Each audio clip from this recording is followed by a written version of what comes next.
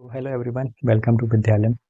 तो आज के इस वीडियो में हम लोग मुद्रास्फीति के जो भी टॉपिक चल रहे हैं तो उसमें अब हम आगे बढ़ते हैं और आज हम लोग मुद्रास्फीति की गणना के संदर्भ में चर्चा करेंगे। तो दरअसल मुद्रास्फीति की गणना में हम लोग मुख्य तौर पर अगर हम देखें तो लेसिस फेयर फॉर्मूले के आधार पर जो है मुद्रास्फीति की गणना की जाती है। इस संदर्भ में अगर हम पूरे विश्व की अर्थव्यवस्थाओं में अगर हम बात करें तो 3 सूचकांकों का प्रयोग किया जाता है, जिसमें कि पहला सूचकांक है उत्पाद मूल्य सूचकांक यानी कि प्रोड्यूसर प्राइस इंडेक्स, दूसरा सूचकांक है थोक मूल्य सूचकांक और तीसरा सूचकांक है कंज्यूमर प्राइस इंडेक्स।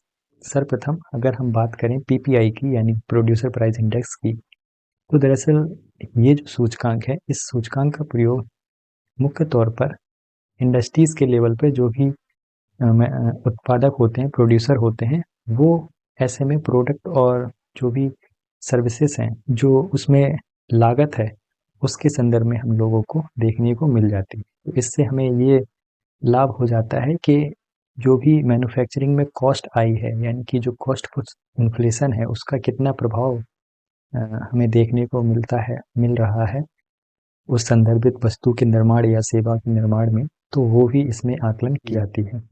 तो इससे ये एक बेहतर रिजल्ट प्रस्तुत करके हमें देता है और इन्फ्लेशन के आकलन के संदर्भ में ये हमें एक अच्छा विकल्प प्रस्तुत करता है। हालांकि भारत के संदर्भ में अगर हम देखें तो पीपीआई की गणना फिलहाल अभी नहीं होती है। भारत में 2 सूचकांकों की गणना होती है, इसमें पहला है डब्ल्यूपीआई और दूसरा है सीपीआई। तो अब हम लोग समझ लेते हैं डब्ल्यूपीआई को। डब्ल्यूपीआई को दरअसल थोक मूल्य सूचकांक भी कहते हैं। इस संदर्भ में डब्ल्यूपीआई के संदर्भ में जो भी आंकड़े प्रस्तुत होते हैं उसमें जो हमारा वाणिज्य मंत्रालय है वो इससे संबंधित आंकड़े जारी करता है। भारत में डब्ल्यूपीआई के आंकड़ों के संदर्भ में एक बास्केट का प्रयोग होता है, जिसमें कि 3 प्रकार की गुड्स को शामिल किया जाता है, जिसमें पहली गुड्स है प्राइमरी गुड्स, दूसरी गुड्स है मैन्युफैक्चरिंग गुड्स और तीसरी गुड्स है फ्यूल एंड एनर्जी गुड्स।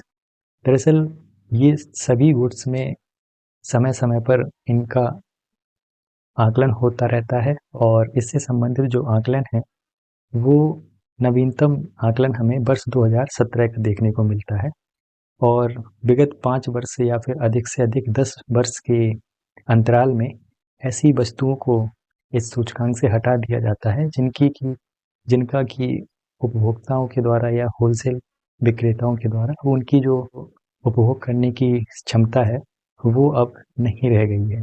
इसका उदाहरण अगर मैं आपको दूं तो जैसे आपने पहले सीडी ड्राइव या डीवीडी प्लेयर के बारे में आपने देखा होगा, जाना होगा। आज के समय में ऐसे उपकरणों का उपयोग नहीं किया जाता है। चूंकि उसका उपयोग नहीं किया जाता है इसलिए जो है सूचकांक में उसको निकाल दिया जाता है। तो समय समय पर इससे संबंधित जो भी आकलन है वो सरकार करती रहती है। अगर हम डब्ल्यूपीआई के इस बास्केट की चर्चा करें तो इसमें जो प्राइमरी गुड्स हैं जिसमें कि हम देख सकते हैं कि जो भी हमारी सब्जी, फल, फ्रूट्स, अनाज आदि सारी चीज़ें जो भी एग्रीकल्चर और प्राइमरी इंडस्ट्रीज से रिलेटेड हैं उनको जो है प्राइमरी गुड्स में रखा जाता है। तो ऐसी कुल 117 वस्तुओं को प्राइमरी गुड्स में शामिल किया गया है। वहीं अगर हम बात करें मैन्युफैक्चरिंग गुड्स की, तो जैसे कि मशीनरी टूल्स हो गए, फ्रिज, रेफ्रिजरेटर, टीवी, स्कूटर आदि इत्यादि चीज़ों को मैन्युफैक्चरिंग गुड्स में शामिल किया गया है। तो मैन्युफैक्चरिंग जो गुड्स है उसमें अभी 564 वस्तुओं को रखा गया है और चूंकि जो हमारी फ्यूल एंड एनर्जी से संबंधित जो हमारा तीसरा बास्केट है उसमें दरअसल हमारा पेट्रोलियम हो गया, इलेक्ट्रिसिटी हो गया आदि इत्यादि को इसमें रखा जाता है। तो ऐसी कुल 17 आइटम्स को इसमें शामिल किया गया है। तो अगर हम ओवरऑल देखें तो ऐसी टोटल 697 गुड्स को जो है डब्ल्यूपीआई के बास्केट में शामिल किया जाता है, जिसमें कि अगर हम वेटेज के हिसाब से देखें तो जो मैन्युफैक्चरिंग गुड्स हैं उनका वेटेज सबसे ज़्यादा निकल कर सामने आता है। अब अगर हम महत्वपूर्ण तथ्यों की बात करें तो डब्ल्यूपीआई के संदर्भ में जो आकलन है उसमें दरअसल इनडायरेक्ट टैक्सेस का उपयोग नहीं किया जाता है। और साथ ही साथ अगर हम इसके डब्ल्यूपीआई के संदर्भ में ड्रॉबैक की बात करें या कमियों की बात करें, तो इसमें सबसे बड़ी कमी दरअसल ये निकल के आती है कि इसमें जो है, जो सेवाएँ हैं, उन सेवाओं के संबंधित आंकड़ों को भी इसमें शामिल नहीं किया जाता है। और यही एक खासा बड़ा कारण रहा कि आरबीआई ने वर्ष 2014 में डब्ल्यूपीआई को हटा करके भारत में जो मुद्रास्फीति से संबंधित गणना है उसमें सीपीआई को एक प्रमुख सूचकांक बना दिया है। अब इससे संबंधित जो कमियां थी डब्ल्यूपीआई में वो हम देख लेते हैं। तो दरअसल डब्ल्यूपीआई के संदर्भ में अगर हम बात करें तो थोक बाजारों में जो कीमतें हैं वो एक समान हमें देखने को मिलती हैं। अगर हम कीमतों के संदर्भ में बात करें तो डब्ल्यूपीआई मार्केट में अगर हम पूरे भारत में भी अगर हम देखें तो ऐसे में जो कीमतें हैं उनमें बहुत ज़्यादा प्रभाव हमें या उछाल ज़्यादा हमें देखने को नहीं मिलती है। तो ऐसे में एक मुद्रास्फीति की गणना के संदर्भ में जो रिटेल मार्केट है, यानी कि जहाँ पर उपभोक्ता अपनी दैनिक दिनचर्या के संदर्भ में जो खरीदता और सामानों को बाई करता है, तो ऐसे में वहाँ पर इन्फ्लेशन का बेहतर तरीके से गणना हमें सीपीआई करके देता है। तो यही एक ड्रॉबैक रहा था। इसके अतिरिक्त जो डब्ल्यूपीआई का वेटेज है उसमें मैन्युफैक्चरिंग गुड्स को सबसे ज़्यादा वेटेज दिया गया है, जबकि मैन्युफैक्चरिंग गुड्स में एक खास बात यह है कि कंज्यूमर्स के द्वारा मैन्युफैक्चरिंग गुड्स से संबंधित जो भी आइटम्स हैं उनका उपभोग साल में एक बार किया जाता है या एक से दो बार या तीन बार। परंतु इन्फ्लेशन रेट के संदर्भ में अगर हम देखें तो इसका वेटेज जो है डब्ल्यूपीआई के इंडेक्स में सबसे ज़्यादा हमें मैन्युफैक्चरिंग गुड्स का देखने को मिलता है।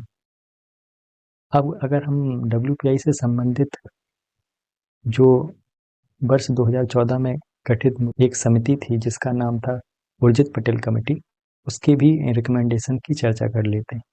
तो दरअसल भारत में मुद्रास्फीति के संदर्भ में इस समिति ने ये सुझाव दिया था कि डब्ल्यूपीआई को सूचकांक ना मान करके अब सीपीआई को हम प्रमुख सूचकांक मानेंगे और सीपीआई के संदर्भ में बेसिकली इन्फ्लेशन से संबंधित जो भी लक्ष्य थे उनको रीडिफाइन किया गया।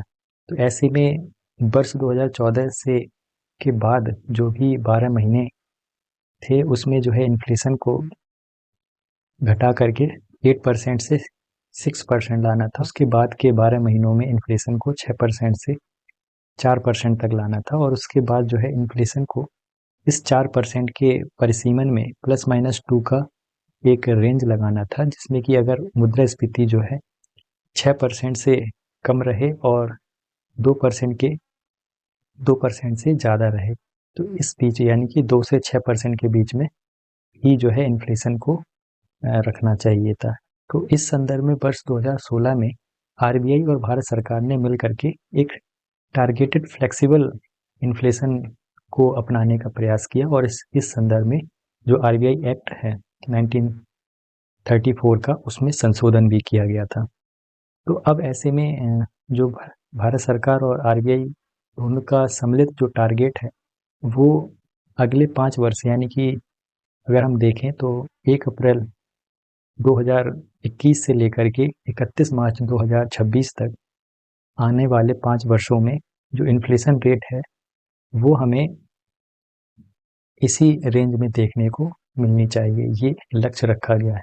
हालांकि हम देखते हैं कि कोविड के दौर में इन्फ्लेशन जो रेट है वो काफ़ी ज़्यादा बढ़ा, लेकिन फिर भी आगे चल करके आरबीआई ने बेहतर तरीके से अपनी मौद्रिक नीति का पालन करते हुए उससे जो है कंट्रोल में रखने का प्रयास किया और स्लो डाउन की स्थिति में भी जो भारत के मार्केट में जो डिमांड थी उसने जो है काफ़ी हद तक जो इन्फ्लेशन रेट है उसको काबू में रखा।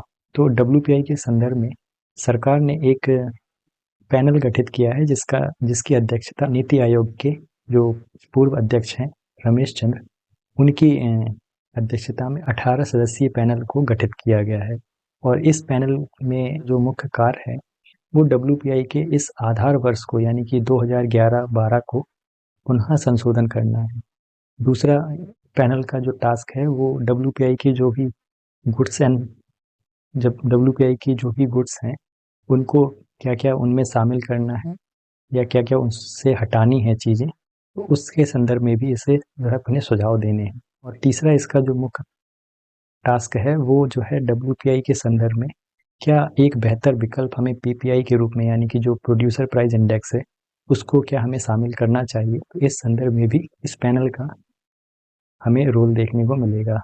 आने वाले कुछ समय में हमें ये हो सकता है कि WPI के स्थान पर एक नया सूचकांक यानी कि जो PPI है वो जो है देखने को मिले और इसके कारण जो है हमें बेहतर मुद्रास्फीति का भी आकलन देखने को मिल सकता है। ओवरऑल ये जो हम लोगों ने डिस्कस किया आज के टॉपिक में वो था PPI और WPI। अब हम लोग जो नेक्स्ट सेशन में डिस्कशन करेंगे वो कंज्यूमर प्राइस इंडेक्स को लेकर के होगा और उससे जुड़ी हुई जो कुछ भी अन्य शब्दावलियां हैं उसको भी हम लोग समझने का प्रयास करेंगे। तो ये था आज का लेक्चर। उम्मीद है आपको चीज़ें समझ में आई होगी। तो मिलते हैं जल्द ही, तब तक के लिए ख्याल रखिए। धन्यवाद।